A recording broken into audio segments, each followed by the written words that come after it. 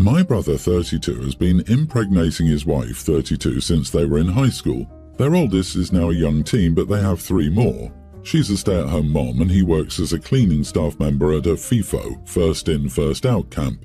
It's good money, but they waste a lot of it. They have multiple gaming systems and the 2 oldest kids have very new iPhones. I, 28 female, live in the loft above my parents' garage. I don't pay rent because my folks want me to save for my future. I help out around the house and buy groceries for my parents and myself. My brother and his family live in the in-law suite in my parents' basement.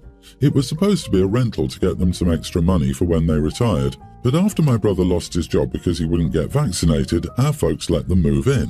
I also love to buy my parents gifts, but my brother and his family always needed exactly what I happened to give them. For example, I brought my mom a very colourful bag from Colombia called mochila. It is a woven cotton shoulder bag made with very vibrantly coloured yarn. My niece, 9, saw it and wanted to use it for a project at school, where she promptly lost it. I got my father a bottle of Van Winkler bourbon since he loves to have a drink after a long day. My brother and his wife found it and drank it mixed with orange juice because it was so strong tasting. So now I do other stuff. I took my mom to go to see Anastasia and I got us excellent seats. No one else was invited. I took my dad out for a steak dinner and then to a speakeasy in our city and treated him to a $160 cocktail. My parents love doing these things, but won't waste money on them. I keep the groceries I buy in my loft. I will make my meals for my parents and have them over, or I will bring the ingredients and cook with my dad. My brother started asking why I don't leave the groceries in the freezer, fridge or pantry they have access to, and why I stop buying my parents gifts. He says I live there for free and should give our parents more. I asked him how much money he was paying them in rent, or how he was contributing to the household, and he said he was tired on the weeks he was home and that his wife and kids were too busy to help.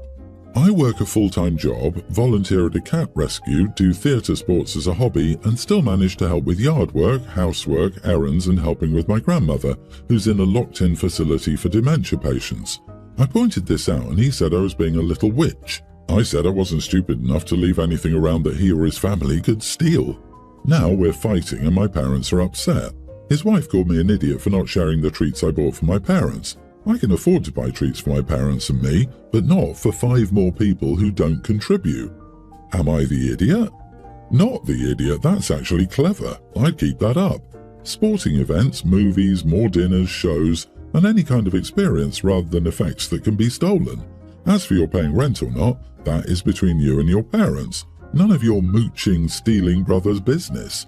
You could always tell him a porky pie, and he wouldn't be any the wiser whether you were paying $1 or 5,000. Of course, you shouldn't buy treats for your brother's family. That is his duty. In the long run, I don't think you'll be happy in that house as long as your brother is there. You have to figure out which of you will move out. I find it ridiculous that a man who can father half a football team has had to move in with his parents. He should actually be made to keep it wrapped up. Right? The dude is hanging out unemployed in the parents' basement, stealing the food she buys for her parents versus just getting vaccinated and going back to work and providing for his family.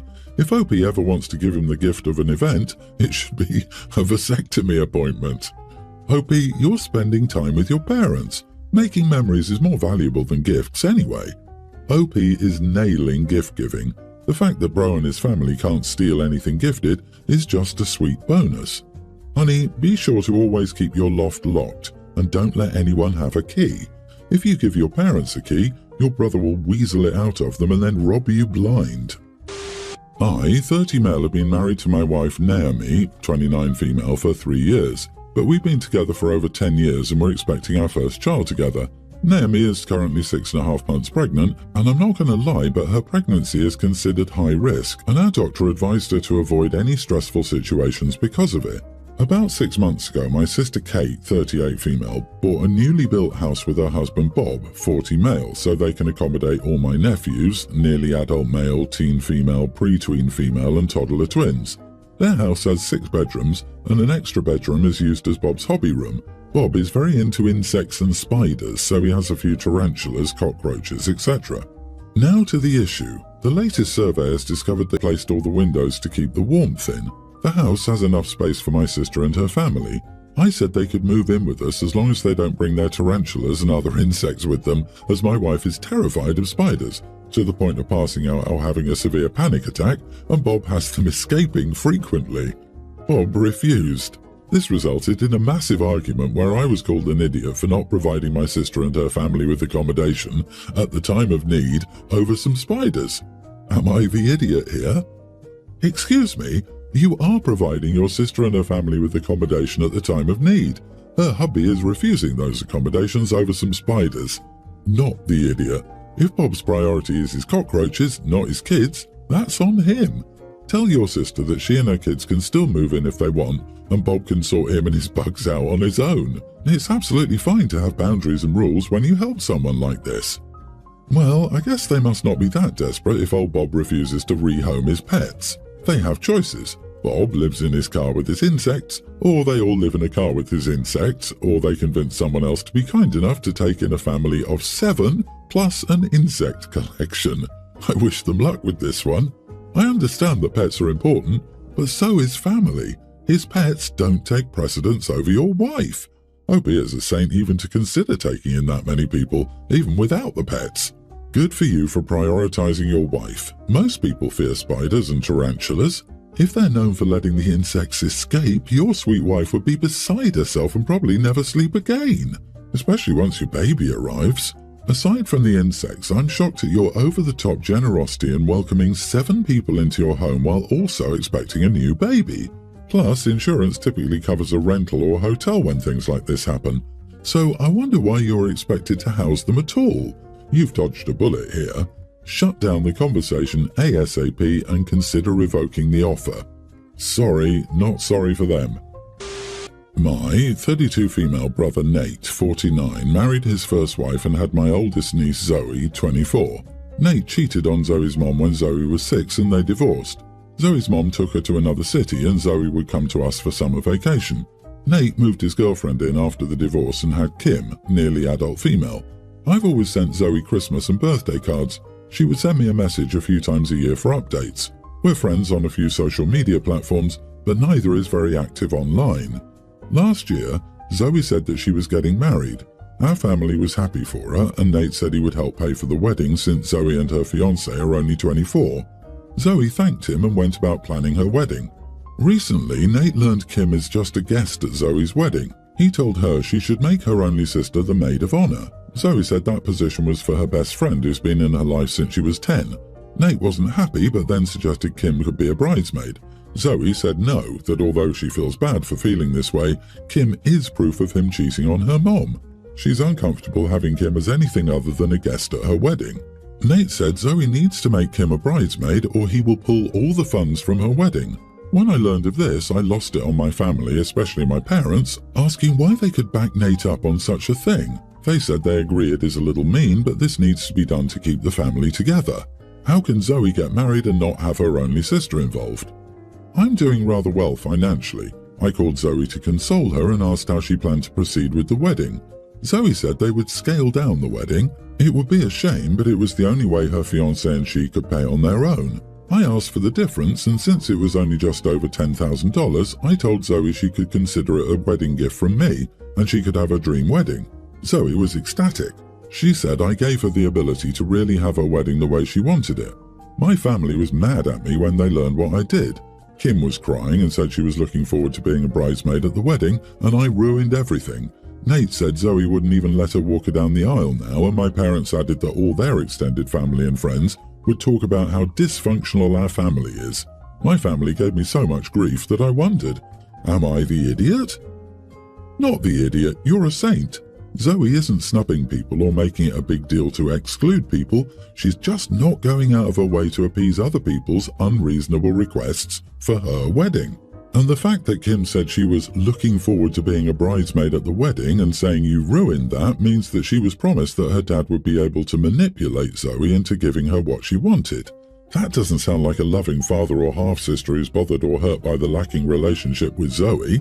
That's a couple of self-pitying idiots who are willing to use Zoe to get something they want and are upset that they've been denied the chance to take advantage of her. Also, being in a wedding party is a big responsibility. Being the maid of honor is even more so. Is the teen going to plan the bachelorette party, attend wedding dress shopping, coordinate the other bridesmaids, Be someone the bride can lean on for emotional support. Protect the bride from unnecessary stress. It's not a prize or a gift you just give to a child because they want it. If she wants to wear a pretty dress for a fancy party, she can save it for junior prom. Right? Why do I feel that if Kim ended up being maid of honor, it would be her mother planning everything as some sort of power trip? Dad was willing to ruin Zoe's wedding because his spoiled affair baby had her heart set on being a bridesmaid and now is mad he can't walk her down the aisle. He lost that privilege when he started playing games at his daughter's wedding. Good for you, OP. Finally, someone who can see what's right and wrong and is willing to step up and help. My son is a toddler and is still nursing. I don't see the point in giving him cow's milk and freezing pumped milk, so I just put my breast milk over his cereal or in recipes I'm going to make him. He does have cow's milk, just not regularly. My in-laws are currently staying with us. This morning I put my son in his high chair, fed him his cereal and left him to his own devices.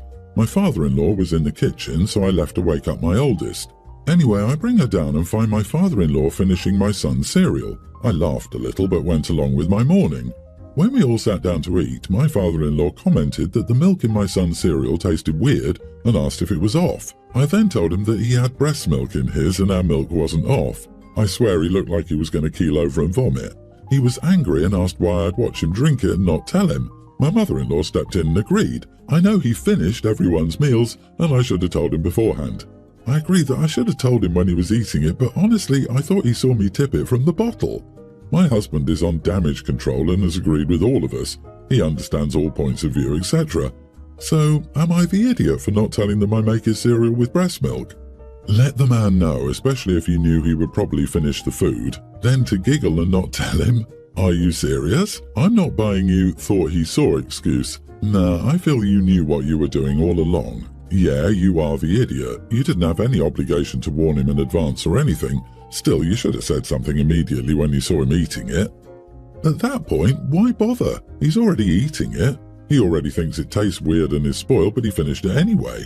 If he's okay with spoiled and possibly dangerous milk, but not yucky because it came out of your boob milk, that's a him problem. Not the idiot. It's wild that he took a baby's cereal and started eating it. Yeah, if it tasted off, why was he still consuming it? The dude is weird for that. Plus, yuck, that toddler could have sneezed it in and drooled. Heck, if the kid had his fingers down his nappy prior, guess what germs are in that cereal? Who even walks around someone's house just finishing other people's meals? Like it's a baby, get your own cereal, LOL. Also, a little breast milk isn't going to hurt him, it's fine.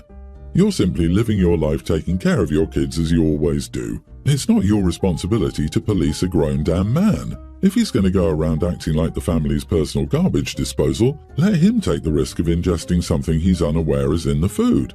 This is all on him. I, male 38 and my wife 37, got into a little argument last week.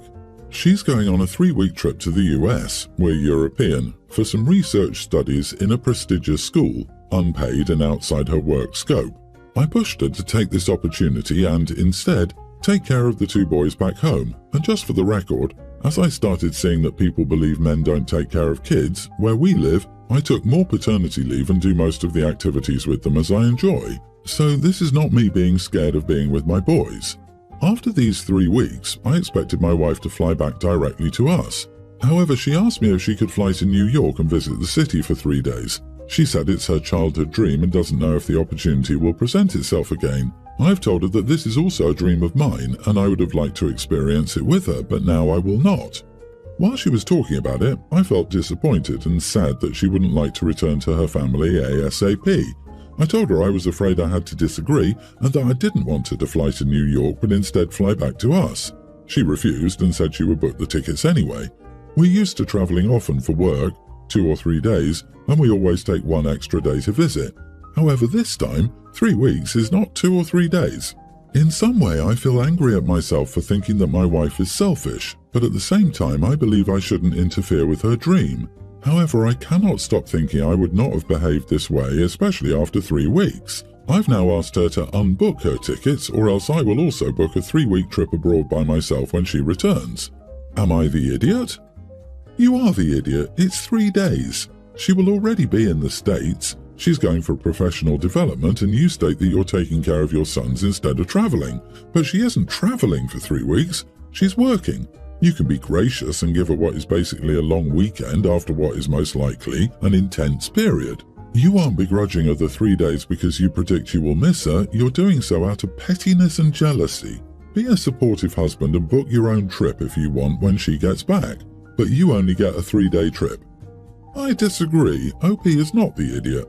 I'm fairly sure people haven't actually read this properly. Her 3-week trip isn't work-related. It's unpaid and outside the scope of her area of academic study.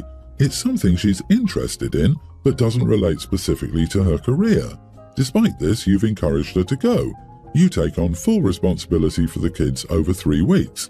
That's a big, supportive undertaking. Rather than accept this and be grateful, your partner has tried to extend it. She's ignored your worries and concerns. To make it worse, it's cutting you out of a dream that you also had. You have every right to feel aggrieved. Your suggestion that you take similar time for yourself is reasonable. Please disregard the blatant misandry here. You're in the right and have behaved appropriately.